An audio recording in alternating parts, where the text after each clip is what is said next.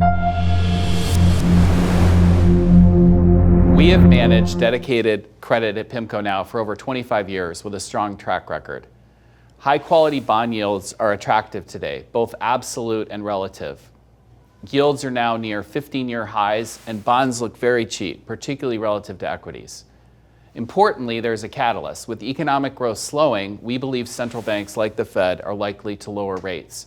In our view, investors won't be able to get these yields 1 to 2 years from now. With a global credit portfolio management team of 40 portfolio managers and 85 analysts around the world, PIMCO is uniquely positioned to capitalize on the global opportunities in the public credit markets today. As Mark mentioned, even within leveraged credit, we're seeing elevated yields today. I think this is an important trend on a go-forward basis as these markets are definitely converging. We now see the private credit market at almost $2 trillion in total size. It's larger than both the high yield and loan market in total size today. And importantly, they still have about $500 billion in private capital that needs to be deployed. Given that we're seeing limited opportunities in the new issue market today, they are looking to deploy that capital in the public markets. And that's having a positive impact in the sense that it's taking out lower rated borrowers and muting the default activity. We think this is a trend that you're going to see on a go-forward basis.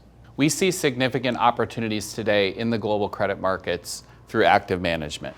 Today, we are positioned to capitalize on areas of the credit market which should benefit from deregulation, such as banks and select investments in the energy industry.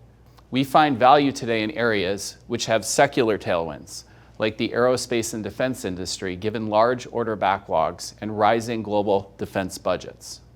Finally, we find select value in non-cyclicals, such as telecom, healthcare, and utilities, which should offer defensive and resilient characteristics should economic growth slow. We remain defensively positioned and are more cautious on cyclicals, like home builders, appliance manufacturers, retailers, and autos, given today's poor affordability for home ownership and margin pressure expected from tariffs.